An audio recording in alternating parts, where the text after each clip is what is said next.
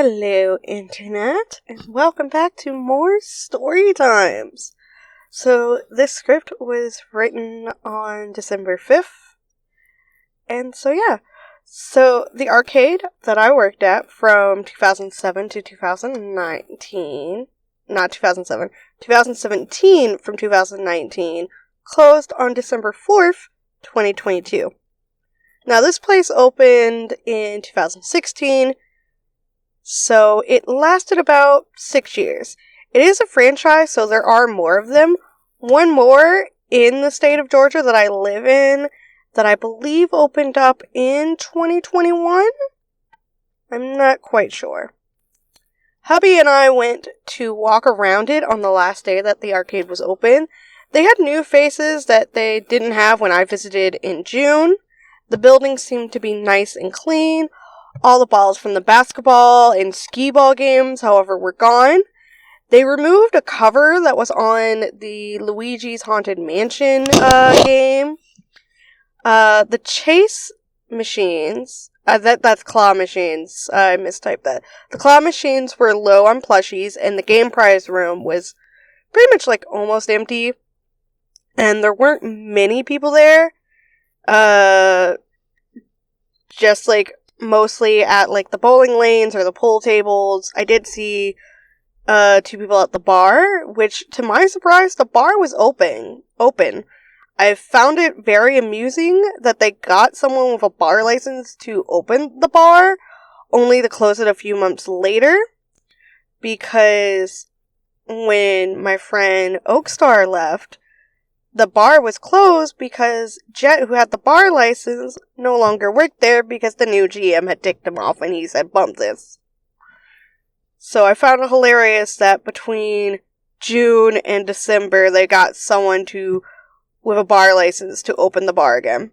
There also seemed to be a lot of employees behind the counter.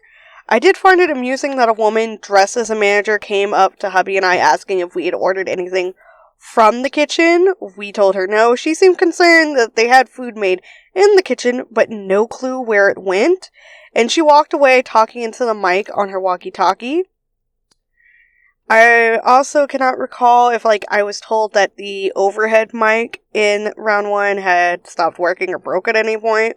But it did have issues when I was still working there. So I'm not surprised that they just weren't able to use it to call out the number. I do have mixed feelings about, the arcade closing. On one hand, I'm not surprised. They had high turnaround rates. And when I visited in June, and a few times before that, they weren't really taking proper care of the games themselves. I worked there for a little over a year, and I saw people leave within a day. Some people were there longer than me. The sheer lack of proper management in some spots. I saw many of those issues in the kitchen, which was the section I worked in.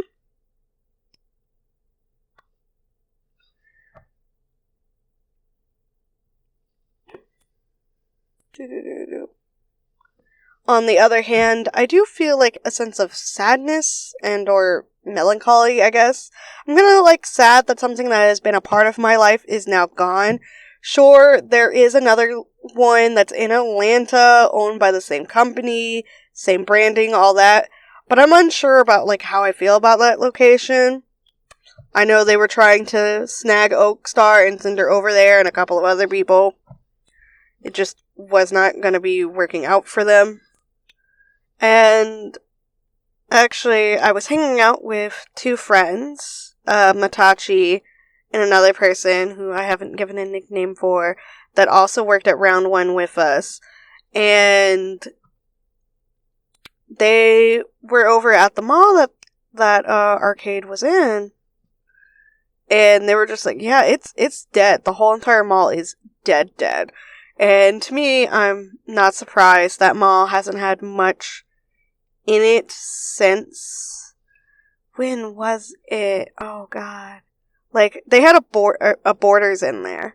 And once, Borders, all the Borders closed. And according to one friend, there's actually a physical Borders somewhere by, Cumberland or the Mall of Georgia. I honestly am almost certain he's getting it confused with Barnes & Nobles or Books A Million. Because I have not seen a physical Borders store anywhere, even like just standalone. Unless Borders is slowly making a resurgence, which if it is, bitch, I will be going there all the time. But right now, my closest bookstore is the Books A Million at Sugarloaf Parkway, which I think is about 45, 50 minutes from me, depending on traffic and the route I take. There is like a smaller, like indie-ish bookstore that's supposedly opened behind the mall at this new mall they built behind there that they have called something else. But when I go there, they don't carry any of the books I read. Most of them are like some kid books and then a whole bunch of like financial advice books and religious books. And so I'm just like, I just went fiction. I went young adult fiction and graphic novels and manga and comic books, and none of y'all sell that. So, yeah, that is the story about the arcade closing. Thank you all for being here, listening to me ramble for about 6 minutes. Thank you to my YouTube members, Patreon supporters, Ko-fi supporters, Dymond and Micah. If you are a YouTube member, you do get some exclusive videos and exclusive artwork you can see. Donations to all the people anyone who donates through Ko-fi, I'll get a free sketch. And then Patreon needs to be reworked completely, though I might close it. I'm still trying to decide that ad revenue thing. So, yeah, thank you all for being here. You're awesome. Bye-bye!